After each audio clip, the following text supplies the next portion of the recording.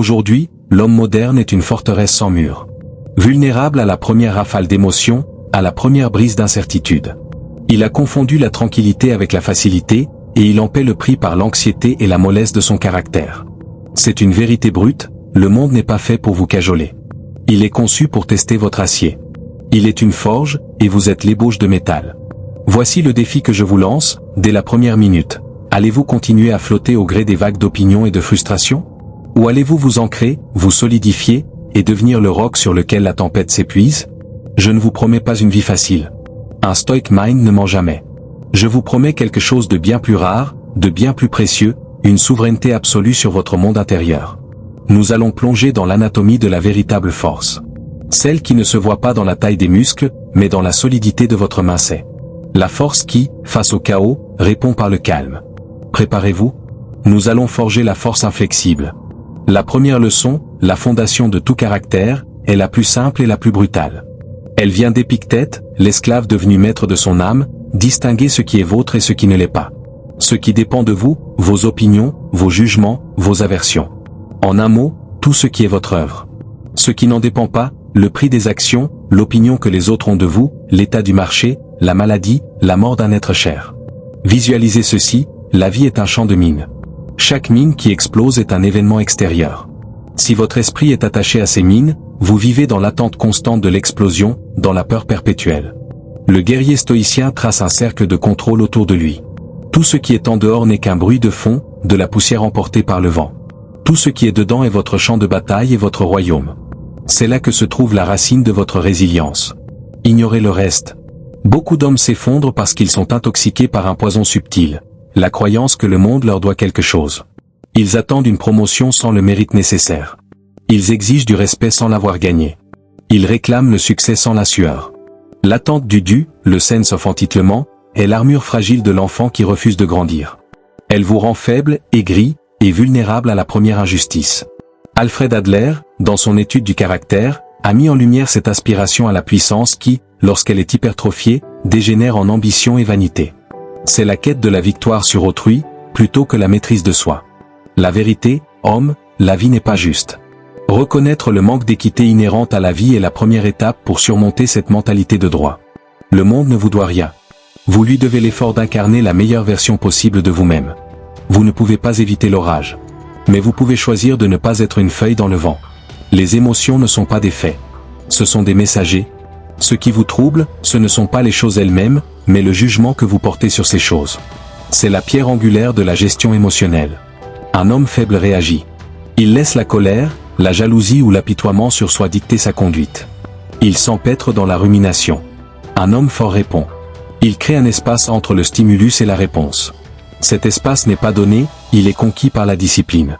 C'est là que le stoic mind prend le contrôle. Vous devez surveiller votre propre comportement pour reconnaître les actions d'autosabotage. Le feu de la colère n'est dangereux que si vous y jetez votre âme. La transformation intérieure est une œuvre lente. C'est l'alchimie de l'âme, non un tour de magie. L'homme moderne est accro aux résultats immédiats. La gratification instantanée est son bourreau. Mais la force ne se trouve pas dans la vitesse, elle se trouve dans la durabilité. Elle est l'œuvre du forgeron qui frappe 1000 fois le métal, non pas une seule. La gratification différée est essentielle pour atteindre des objectifs et gérer la frustration. Les hommes mentalement forts comprennent la valeur de la patience et ne recherchent pas le succès immédiat. La discipline n'est pas une punition. C'est le prix d'entrée pour la vie que vous désirez. C'est l'art d'aligner vos actions d'aujourd'hui sur l'homme que vous voulez être demain. Le caractère n'est pas un don, c'est un dépôt d'actes répétés.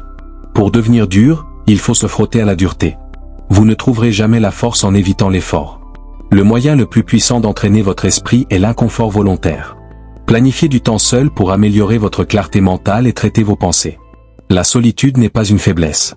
C'est le terrain d'entraînement où vous faites face à vous-même, sans les béquilles du divertissement. Pratiquez la visualisation négative, non pour vous miner, mais pour vous préparer. Le stoïcisme nous enseigne à considérer l'impermanence des choses, à être prêt pour les défis en cultivant la résilience. Faites face à la difficulté avant qu'elle ne vous trouve. Prenez la douche froide. Lisez le livre difficile. Refusez l'excès facile. Chaque acte de discipline volontaire est un vote pour l'homme que vous êtes en train de construire. Un homme ne perd sa force que lorsqu'il se permet de sombrer dans l'apitoiement. L'apitoiement sur soi est un des comportements que les personnes mentalement fortes évitent. C'est une dette émotionnelle que vous vous infligez, et elle vous ruine. Le stoïcien a compris une chose essentielle.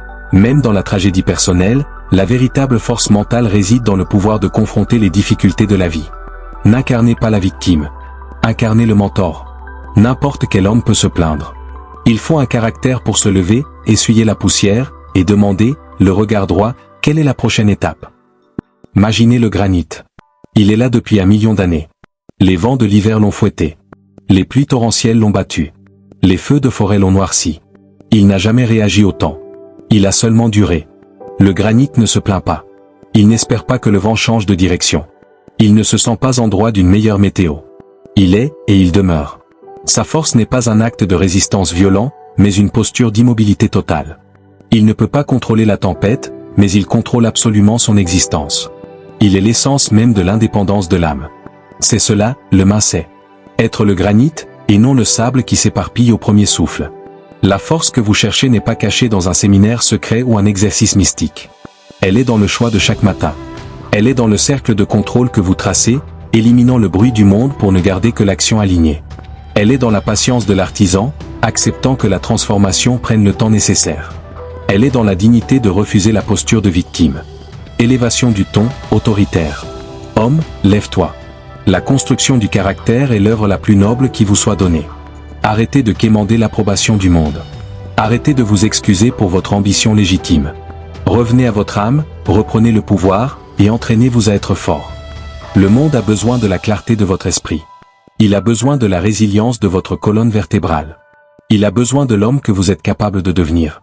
N'attendez pas l'inspiration. Forcez la discipline. La souveraineté d'un homme n'est pas dans ce qu'il possède, mais dans ce qu'il refuse d'être.